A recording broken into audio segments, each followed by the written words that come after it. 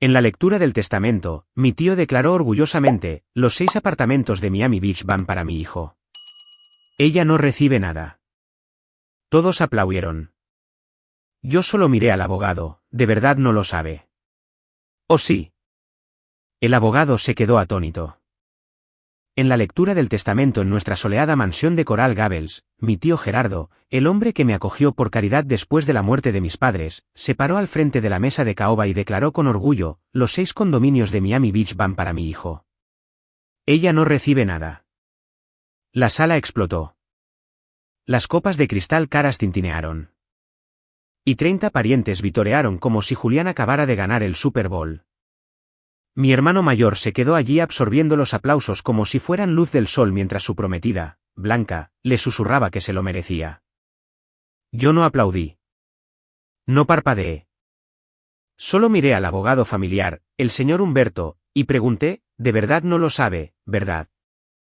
El rostro de Gerardo se puso pálido mientras gritaba, no, ¿qué? Pero en esa sala, la paz ya se había desvanecido.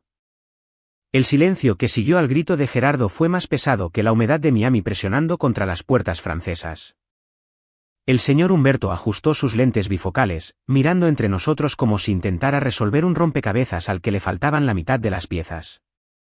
Pero Gerardo no esperó una respuesta. Era un hombre que vivía bajo la regla de que el volumen equivale a la autoridad. Y cuando no conseguía lo que quería, simplemente cambiaba el campo de batalla. Metió la mano en su portafolio de cuero y sacó una sola hoja de papel, deslizándola sobre la caoba pulida hasta que se detuvo justo frente a mí. Era una factura de mantenimiento por $15,000. Gerardo carraspeó, sus ojos entrecerrándose mientras intentaba recuperar el equilibrio. Ya que eres la contadora forense y te va tan bien, dijo, su voz recuperando su tono practicado y condescendiente, hemos decidido que te encargarás de las cuotas de mantenimiento de emergencia para las unidades de South Beach. Debe pagarse antes de mañana por la mañana para mantener las propiedades en regla. Considéralo tu contribución final al honor familiar mientras Julián toma el mando. Mi tía Patricia se acercó y me dio una palmadita en la mano, sus ojos llorosos y ensayados. Es lo justo, Valeria, susurró. Tú tienes el ingreso estable. Todos hemos sacrificado mucho. Hemos sacrificado mucho para mantener el respeto por el nombre Whitaker. Miré la factura, luego la mano bien arreglada de mi tía. Me di cuenta entonces de que mi relación con ellos nunca había sido un lazo de sangre. Había sido un servicio de suscripción y yo era la única que pagaba la cuenta. Esta era la trampa que habían estado tendiendo durante décadas, la normalización de la crueldad. No se veían a sí mismos como explotadores. Veían mi trabajo duro como un activo familiar colectivo que tenían derecho a cosechar cuando quisieran. En su lógica retorcida, mi fiabilidad era solo una herramienta que podían usar para arreglar los fracasos de Julián. Y enmarcaron su avaricia como una decisión familiar práctica. Mi compasión había sido un lujo que habían sobregirado durante años. Y estaban sorprendidos de que finalmente hubiera dejado de seguirles el juego. No lloré. No pregunté por qué Julián, con su herencia flamante, no podía pagar sus propias cuentas. No les recordé que ya había trabajado 80 horas a la semana durante 3 años para salvar el negocio de Gerardo de su propia contabilidad imprudente. Simplemente me levanté, la pata de la silla raspando el suelo de mármol con un sonido como el de un mazo cerrando un juicio. Dejé el bolígrafo intacto. Dejé la factura de $15,000 sobre la mesa, una bandera blanca de rendición que en realidad esperaban que firmara. No dije adiós. Caminé por el vestíbulo, pasando por los retratos familiares coordinados y el olor sofocante de los lirios, y salí al aire húmedo de Miami. Cuando llegué a mi coche, mi teléfono ya estaba vibrando en mi bolsillo. Era un mensaje de texto de Julián. Perdedora amargada, decía. No respondí. Ni siquiera sentí el aguijón de sus palabras. Solo miré la pantalla y sentí una extraña claridad fría. Esto no era una crisis familiar. Era una liquidación. Puse el coche en marcha y me alejé de las Gables, dejando su versión del honor en el espejo retrovisor. Dentro de mí, la ira no era fuerte esta vez. Era clínica. Esto no era un colapso. Era un balance. Y finalmente era hora de comenzar la contabilidad real. La puerta de mi oficina hizo clic al cerrarse, sellando el aire espeso y húmedo del centro de Miami. No encendí las luces superiores. En cambio, dejé que el brillo suave y frío del monitor de mi computadora iluminara el espacio. Este era mi santuario, una caja de realidad de 4 por 4 metros que había construido yo misma, lejos de las mentiras pulidas de la finca de Coral Gables. La habitación olía a moqueta industrial y al aroma persistente del tóner de alta calidad. Aquí no había fotos familiares. Ningún retrato de Julián sosteniendo un trofeo o de Gerardo luciendo engreído en la ceremonia de corte de cinta. Solo había una pizarra blanca cubierta de diagramas de flujo y un archivador que contenía la verdad. Me senté, la silla ergonómica sosteniendo una espalda que había estado doblada bajo el peso de las expectativas de mi familia durante 32 años. Abrí la primera carpeta cifrada en mi escritorio. Había estado preparando este momento durante exactamente 3 años, desde la noche en que Gerardo me llamó para arreglar sus libros. En aquel entonces, la ira no era fuerte. Era un zumbido de baja frecuencia, una vibración constante en mis huesos que había aprendido a ignorar. Me había dado cuenta de que estaba atrapada en una prisión sin barrotes, una jaula psicológica donde mi propia fiabilidad era el candado. Yo era la estable, la inteligente, la que estaría bien por su cuenta. Pero esas etiquetas no eran cumplidos. Eran las cadenas invisibles de una superviviente. Gerardo y Julián habían perfeccionado el arte de normalizar su crueldad. No veían la explotación de mis habilidades como una traición. Lo veían como un deber familiar que yo les debía por el privilegio de ser una Whitaker. Habían convencido a mi tía Patricia de que mi trabajo no remunerado era una decisión familiar práctica para mantener el negocio a flote mientras canalizaban cada dólar sobrante hacia Julián. Recuerdo las noches que pasé en la polvorienta oficina de Gerardo, bebiendo té tibio que Patricia dejaba en el marco de la puerta como si fuera un gato callejero. Encontré cientos de miles de dólares en gastos varios que en realidad eran cuentas de bar y membresías de golf de Julián. Cuando señalé esas inconsistencias, Gerardo me dijo que dejara de ser dramática. Dijo, yo era el confiable, así que solo tienes que hacer que los números cuadren. Enmarcó su avaricia como mi responsabilidad, una narrativa que permití que persistiera mientras recopilaba la evidencia para destruirla. Mi silencio durante esos años no fue una señal de debilidad. Fue una estrategia de supervivencia. Era una superviviente, no una víctima. Y cada hora de trabajo no remunerado que le di era un eslabón que añadía a mi propia cadena de pruebas. La gente ve a una chica que se queda callada y piensa que está rota, pero yo solo era una arquitecta construyendo un caso. Fui la inversora silenciosa en su versión de familia, pagando sus delirios mientras trazaba la salida. Me di cuenta entonces de que su amor era un contrato que habían incumplido hacía mucho tiempo, una suscripción que finalmente estaba lista para cancelar. La parte más insultante fue el día después de salvar el negocio de Gerardo de una orden de embargo fiscal federal. Le había pedido un pequeño préstamo, $5,000, para ayudar con los costos iniciales de mi propia firma de contabilidad forense. Tenía un plan de negocios, una lista de clientes y una proyección a 5 años. Gerardo se rió. Literalmente se rió en mi cara sobre su café expreso o matutino. Me dijo que fuera realista, que mejor me quedara como su asistente porque era muy útil allí. A la tarde siguiente, un camión de plataforma entregó un Porsche antiguo en la entrada. Gerardo había pagado $24,000 en efectivo por él, un regalo de graduación para un hijo que apenas había aprobado su segundo intento de título en negocios. Me recliné en mi silla de oficina ahora, y abrí el archivo cifrado que la tía abuela Teresa me había ayudado a iniciar. Teresa era la única que no compraba la narrativa de hombre hecho a sí mismo de Gerardo. Siempre me había dicho que mis padres biológicos, los que murieron cuando yo tenía 5 años, habían sido los verdaderos trabajadores de la familia. Antes de fallecer, me dio una caja de viejos registros bancarios de principios de los 90. Había susurrado que el papel siempre vence a las promesas. Ella era la única que veía la verdad de las cosas, y confió en mí para llevarla adelante. Comencé la auditoría, mis dedos moviéndose sobre las teclas con precisión letal. Ya no solo buscaba tarifas de mantenimiento faltantes.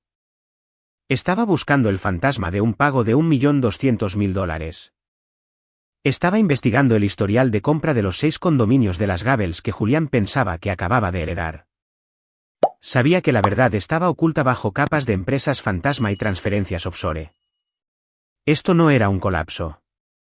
Era un balance. Y me aseguraría de que cada céntimo fuera contabilizado. Me froté los ojos, pero no sentí fatiga. Solo la fría claridad clínica de un profesional a punto de desmantelar una mentira de toda la vida. Dentro de mi oficina, las luces fluorescentes tarareaban una melodía diferente, el sonido de una avalancha inminente. Ya no era solo Valeria, la hija. Era la auditora de sus almas, y estaba a punto de encontrar cada céntimo que habían robado de mi legado. La luz azul fría de la pantalla de mi teléfono inteligente parpadeó en la oscuridad de mi oficina. Eran exactamente las 11:51 de la noche cuando sonó la primera notificación, un heraldo digital de la tormenta que Gerardo finalmente había desatado. No la alcancé. No era necesario. Ya conocía la frecuencia de su desesperación. En segundos, la pantalla se convirtió en un libro de contabilidad de malicia en desplazamiento. Gerardo había llevado la guerra al único lugar donde se sentía más poderoso, el escenario público de las redes sociales. Su publicación de Facebook era una obra maestra de desamor fabricado. Había subido una foto de hace 10 años, un retrato familiar forzado donde yo estaba ligeramente desenfocada en la parte de atrás mientras él sonreía sobre el hombro de Julián. El pie de foto decía: cuando tu propio hijo traiciona el nombre de la familia y se niega a honrar sus responsabilidades, te das cuenta de que algunas personas solo se preocupan por sí mismas. Le di a Valeria todo y así es como nos paga. Rezando por guía. Era clínico en su manipulación. Un movimiento estratégico para aprovechar nuestro círculo social en mi contra. No parpadeé. No sentí el aguijón de los comentarios acumulándose. Hormigas y amigos de la familia ofreciendo pensamientos y oraciones mientras me etiquetaban como un monstruo. En cambio, abrí mi computadora portátil y comencé un tipo diferente de registro. Cada me gusta, cada corazón en esa publicación de mis parientes era un punto de datos. Estaba registrando la liquidación de su autoridad moral. Julián, por supuesto, no pudo evitarlo. Había comentado bajo la publicación de Gerardo: siempre fue solo el personal de servicio en el negocio familiar. Papá, supongo que finalmente mostró sus verdaderos colores cuando el dinero no fue fácil. Observé cómo Patricia le daba me gusta al comentario de Julián. Era una confirmación silenciosa de la jerarquía por la que habían vivido durante 32 años. No estaban sorprendidos por lo que habían hecho. Estaban sorprendidos de que hubiera dejado de seguirles el juego. Me froté los ojos, no para invocar el arrepentimiento, sino para aclarar mi visión para las hojas de cálculo. Esto no era un colapso. Era un balance. Mi compasión había sido un lujo que habían sobregirado durante años. Y ahora su cuenta estaba oficialmente congelada. La campaña de difamación continuó durante toda la noche. Llegaron más mensajes, acusaciones de ser desagradecida, egoísta y fría. No respondí a ninguno. Volví a mi hoja de cálculo. Cada palabra tóxica que escribían era una luz verde, una autorización moral para la auditoría sistemática que estaba a punto de completar. Pensaron que estaban destruyendo mi reputación, pero en realidad estaban proporcionando la distracción perfecta mientras terminaba la auditoría profesional que destruiría su trono. Dentro de mi oficina, el aire estaba quieto y olía a café frío y ozono. Mientras ellos estaban ocupados actuando para una audiencia inexistente, yo estaba ocupada perfeccionando la contabilidad de su traición. Yo era el cajero automático invisible para una familia que ni siquiera me quería. Ahora me daba cuenta de que había sido una suscripción y finalmente estaba haciendo clic en cancelar. La ira no era fuerte esta vez. Era clínica. Cada captura de pantalla que guardé, cada mentira que documenté era una línea de código en el software de su caída. A las 3 de la mañana, la publicación de Gerardo había sido compartida 40 veces. Sonreí a la pantalla, una expresión suave y peligrosa. Querían un espectáculo público. Querían una narrativa. Bien. Les daría exactamente lo que pidieron, pero el final no estaría escrito en una publicación de Facebook. Estaría escrito en un tribunal. Esperé hasta que los ecos digitales del berrinche de Gerardo comenzaron a desvanecerse antes de hacer la llamada que terminaría con su mundo. No llamé a mi tía para suplicar comprensión. No llamé a Julián para defenderme de sus etiquetas. Llamé a Marcelo, un litigante inmobiliario especialista cuya reputación en Miami se basaba en desmantelar imperios fraudulentos. Había sido colega mío durante mi tiempo como analista junior, y sabía que cuando yo le traía un expediente, no era una suposición, era una convicción. A la mañana siguiente, el aire en la oficina de Marcelo era nítido, oliendo a cuero caro y a la fría lógica de la ley. Se sentó frente a mí, un portafolio de cuero abierto sobre su escritorio, sus ojos agudos escaneando los resultados iniciales de mi auditoría. Esta es una situación considerable, Valeria, dijo, golpeando con un dedo una transferencia bancaria de 1998. Si estos números significan lo que creo que significan, tu padre no solo te pasó por alto. Sistemáticamente borró tu futuro antes de que siquiera comenzara. Nos sumergimos en el historial de compra de los condominios de las Gables. Gerardo siempre les había dicho a la familia que compró las 2 primeras unidades en South Beach usando las ganancias de su empresa de construcción. Era la base de su mito de hombre hecho a sí mismo, una historia que había utilizado para justificar la vida fácil de Julián y mi trabajo constante. Pero al rastrear el capital, la narrativa no se sostenía. La empresa de construcción había estado en números rojos a finales de los 90. Los $300.000 utilizados para el pago inicial no provenían de los ingresos del negocio. Venían de una cuenta fantasma. Rastreando los fondos, descubrimos que provenían de un pago de seguro de vida tras el accidente automovilístico de mis padres biológicos cuando yo tenía 5 años. El pago había sido de $1.200.000 destinados a un fideicomiso que se suponía que era mío. Gerardo, actuando como mi tutor legal, se había establecido como el fiduciario. Pero en lugar de preservar el legado de mis padres biológicos, había utilizado mi dinero de sangre para comprar su entrada en el mercado inmobiliario de Miami. Me quedé allí viendo cómo el rastro digital se materializaba en la pantalla de Marcelo. Mis padres biológicos murieron para asegurar que yo estuviera atendida, y Gerardo había convertido su tragedia en su cuenta bancaria privada. Había usado los intereses de mi fideicomiso robado para pagar las escuelas privadas de Julián y los veranos europeos mientras yo usaba ropa prestada y ahorraba centavos para un tutor de matemáticas. Había robado mi identidad y mi legado para construir un trono para un hijo que apenas podía leer un balance. Compró las 6 unidades de esta manera, dijo Marcelo, su voz bajando a un tono serio y bajo. Sacó un documento escaneado, un poder notarial, fechado hace 15 años. Llevaba mi nombre, pero la caligrafía era una imitación torpe de la mía. Había falsificado mi firma para concederse a sí mismo el control total sobre los fondos fiduciarios en el momento en que cumplí 18 años. Había utilizado mi número de seguro social para configurar estas empresas fantasma mientras yo todavía era menor de edad, y luego mantuvo mi historial crediticio congelado durante años bajo la pretensión de protegerme del robo de identidad. Yo era una auditora forense a la que el mismísimo hombre en quien confiaba había bloqueado el acceso a su propia vida financiera. Miré la falsificación y sentí una repentina claridad helada. Esto no era un desacuerdo familiar. Era una escena de crimen. Gerardo no solo había sido un mal padre. Era un ladrón que había estado viviendo de mi sobregiro durante 3 décadas. Mi silencio durante todos esos años no había sido una señal de debilidad. Era la cadena invisible de una superviviente. Un silencio táctico mientras reunía la evidencia para desbloquear la celda. Ustedes vivieron en una casa de naipes y olvidaron quién pagó por los cimientos. La inversora silenciosa está retirando su capital. Marcelo me miró esperando una reacción. No lloré. No pregunté por qué lo hizo. Simplemente miré la cifra de $1.200.000 en la pantalla y dije, esto no es venganza, Marcelo. Es contabilidad.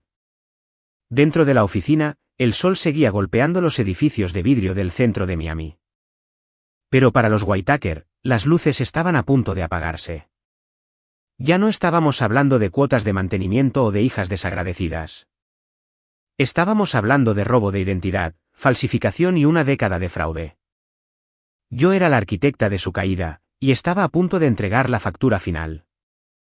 La sala de estar de las Gables estaba exactamente como la había dejado, excepto que los pasteles de cangrejo estaban fríos y la celebración se había convertido en una vigilia de arrogancia. 30 personas seguían allí, bebiendo lo que quedaba del champán, esperando que la hija sensata regresara y firmara su propia sentencia de muerte financiera. Julián estaba apoyado contra la chimenea, susurrándole algo a Blanca que la hacía reír, un sonido agudo y costoso que él pensaba que había comprado con mi futuro. Gerardo estaba al frente de la mesa, su rostro sonrojado por el tipo de victoria que solo un ladrón puede disfrutar. Entonces se abrió la puerta principal. No llamé. No pedí permiso. Entré, arrastrando la misma maleta negra que Gerardo asumía que estaba llena de mi ropa para irme. La sala quedó en silencio, el tipo de silencio que generalmente precede a un huracán. Gerardo se levantó, sus ojos entrecerrados y llenos de la lección que había estado ensayando. «¿Vuelve a ser razonable, Valeria?», preguntó, su voz resonando para el beneficio de los testigos. No respondí. Coloqué la maleta en el centro de la mesa de caoba, justo encima de la factura de $15.000 que Gerardo había intentado imponerme. Hice clic en los pestillos metálicos. Clic. Clic. El sonido cortó la sala como una hoja. Abrí la tapa y saqué el primer documento, el registro de compra certificado de las unidades de South Beach.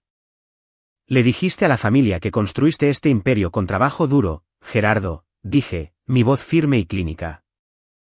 Pero estos registros dicen algo diferente. Desplegué el rastro de la auditoría. $1.200.000, el pago del seguro de vida de mis padres biológicos. Coloqué el poder notarial falsificado justo encima. Ese donde su imitación torpe de mi firma de 18 años estaba resaltada en amarillo neón. La sala no solo se silenció. Se convirtió en un vacío. El señor Humberto, el abogado, dio un paso adelante, su mano temblando mientras recogía la falsificación. Miró a Gerardo, luego al documento, y vi el momento en que su mundo se derrumbó. Estas unidades nunca fueron tuyas para darlas, dije, mirando a Gerardo a los ojos. Fueron compradas con mi dinero de sangre.